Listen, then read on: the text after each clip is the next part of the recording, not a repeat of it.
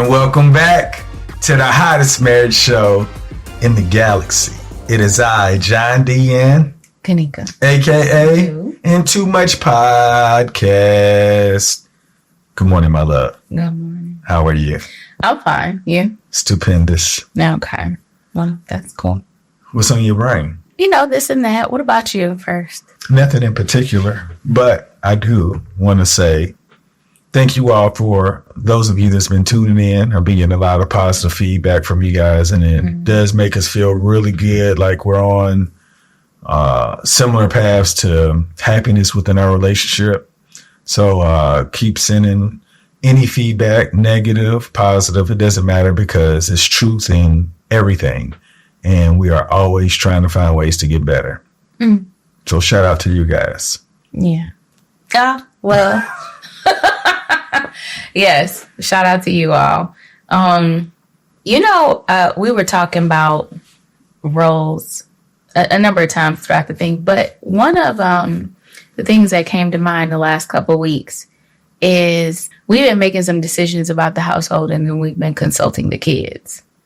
And I know in my head, the way I see a family is kind of like the husband is like the CEO with an advisory board. At what point should the kids be a part of that? Like, I know that there are some households where they feel like it's just them. They know what's best and they know how to move forward. But do you think that outside of spring break, because that was really the decision, would you rather this or would you rather that? When should they be pulled in to become advisors to how the house is managed? And I'm thinking about this in terms of modeling so that they know how to do it. Because people say your kid doesn't really know how to, like, I took the kids to the bank and they had no idea how to, what am I asking for? Like, what do I give them? What do I, And it all happens with modeling and showing them and walking them through it. So if we apply the same thing to managing relationships and families, especially the other night, we were talking to one of the teens about being in a relationship and not understanding how to enter into a relationship without drama when it comes to friends and exes and all that other stuff, like pulling them into things that they should learn. And we kind of want to guide them instead of them learning through experience. Yeah, like how we did when we said we went into a marriage and we didn't even know what we were doing. You know what I'm saying? We had an idea and it became something completely different after years. And that was because we had to figure it out, or we figure it out by watching our friends. And so should they, and when should they? I think, I guess it just really depends on the relationship between the people who are actually supervising the kids. If they're mature enough, you can introduce certain parts, but being that there's no curriculum, it's all trial and error. You made some valid points sometime this past week where when are they supposed to learn these things? It's not like we're having classes and we're just saying, hey, do as I say, because we know better. But I don't know.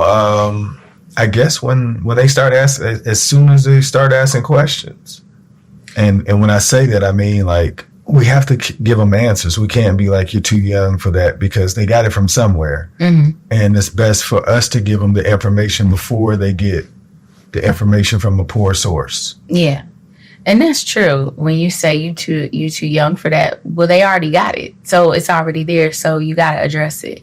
Yeah. And I kind of feel like, when Dallas started taking personal finance, he started asking all the questions about income and retirement and savings and stuff. When do you let them in on something like that? Like that, him asking the questions started to make me feel like he's going to go out into the world and all of this was behind closed doors.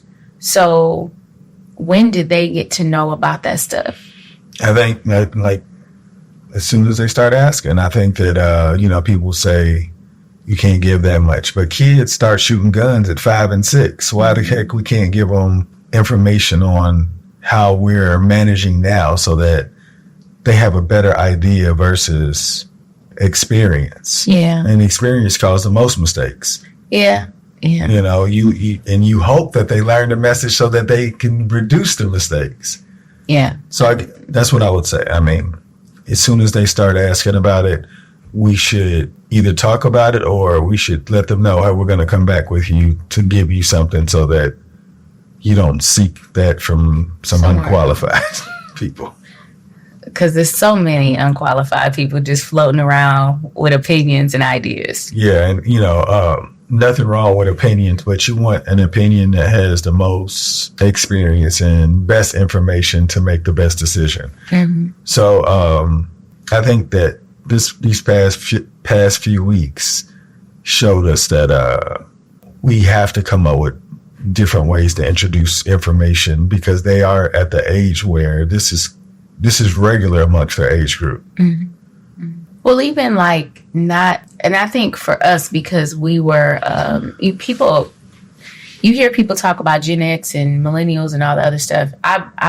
People keep having to remind me where we are. But what I realized was a common joke about our generation is that we are feral. Like we had to learn everything by experience. Like we were out in the streets having a good time as young kids, like riding bikes until dark and nobody knew what we were doing all day, managing a whole bunch of, like my best friend, she always says, we were out being baby adults in high school. We were managing relationships and supporting one another when the relationships were bad. And it was like, now I look at it and I was like, why were we flying through like that? But we learned so much by trial and error, and not to take away from the parenting that our parents did provide. But even I just think about how we were just out loose, just having us a good time.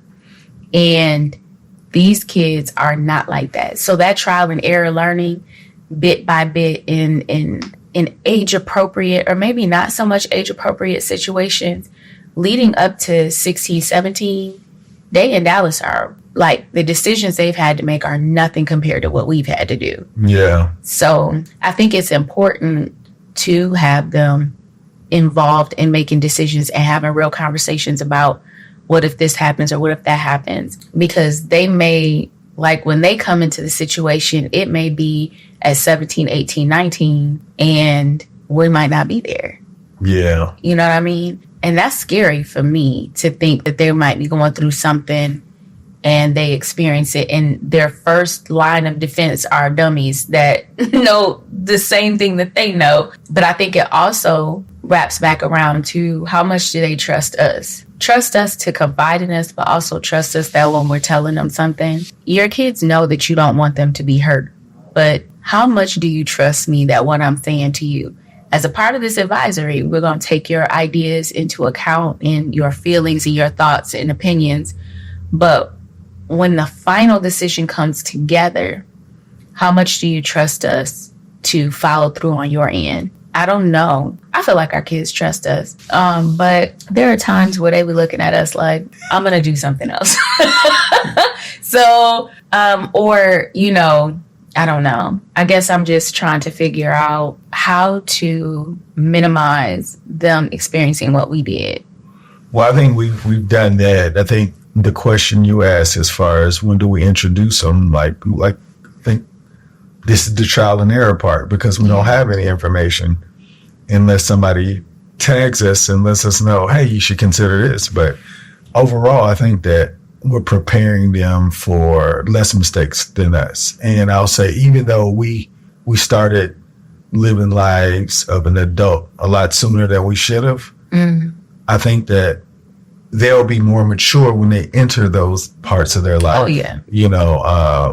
Just think about how immature we were when we were acting like we were mature enough to get in relationships and do everything that you do in relationships.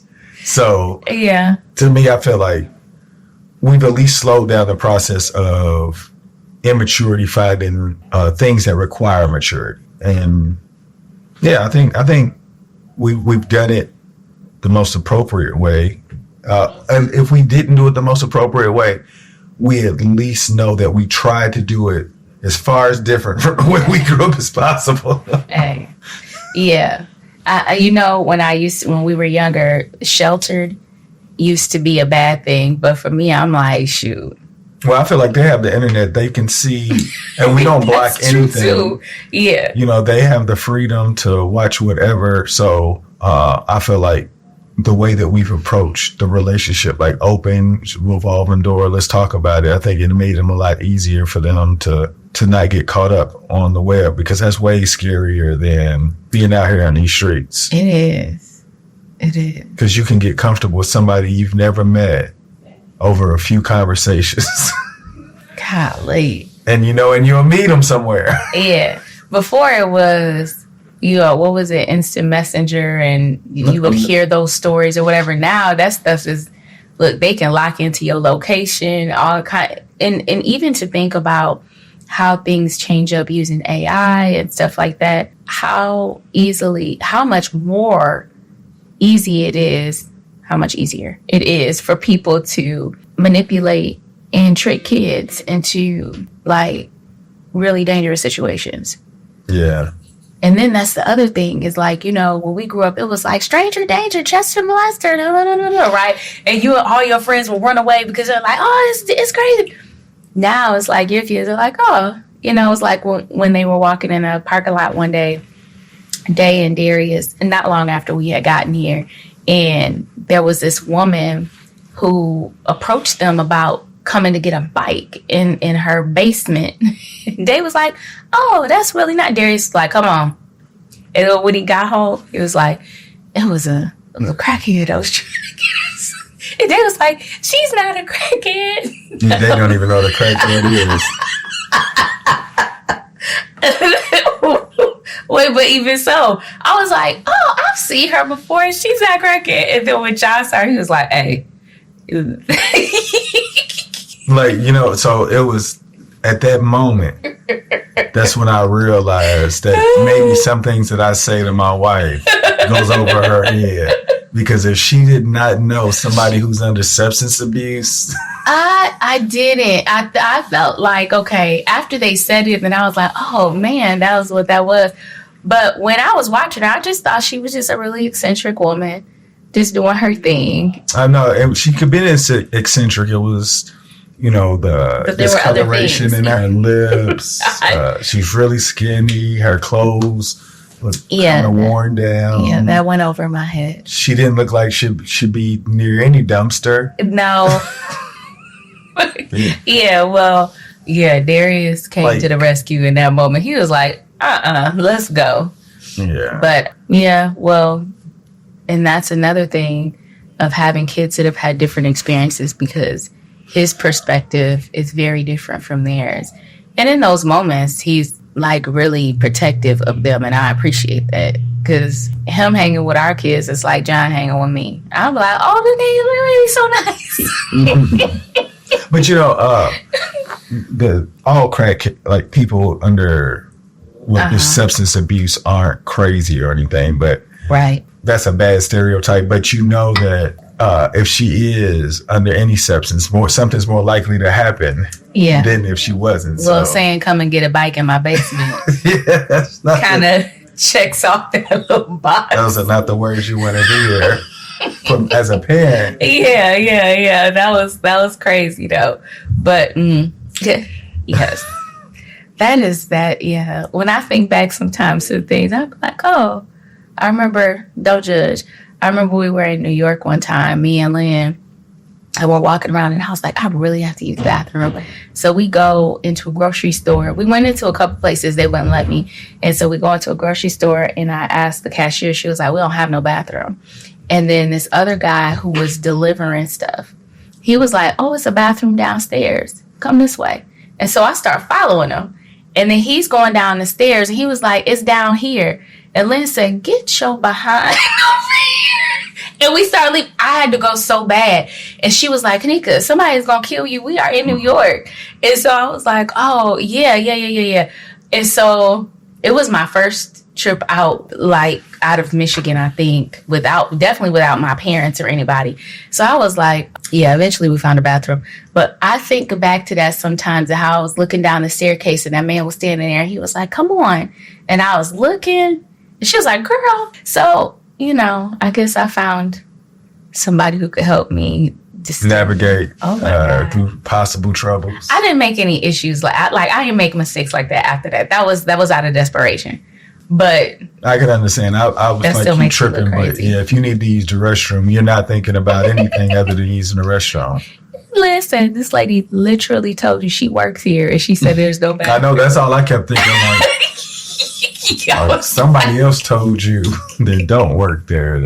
Come follow me. Yeah, come follow me. And I was like 19, and I was like, oh yeah, got him. Yes. Yeah, they would have had me. So we definitely have kids that are gullible like that. So we need to discuss these things when they're away from us. That hey, you cannot trust anybody.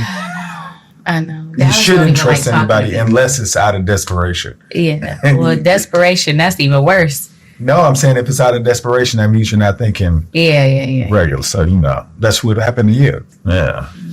So, I guess overall, my thoughts on introducing topics to our kids is if we believe that they should know it because they're coming to it, or we just wait for them to bring it up and have that conversation as soon as we hear it, though, because again, if they've heard it, it needs to be discussed because they didn't ask that question for nothing. I know. They'll be like, tuck that back and bring it back to me at 23. Right, yeah. Like my mama did, wait till you're 40. Oh my God, and meant it. Yeah, okay. No doubt. But anybody want to give a shout out before we get out of here? I want to give a shout out to Lynn who kept me from going down in that basement. Yeah. A girl found slain and Kanika's her name. Oh man. I hope you didn't have a baby. Oh man, that would have been horrible. Yeah. However, it went nice in that line. But I wouldn't want to be slain. So thank you. For sure. Y'all make today better than yesterday. Don't worry about anything you can control. GATA, get after that action, or that action will get after you. Be great on purpose. Boom.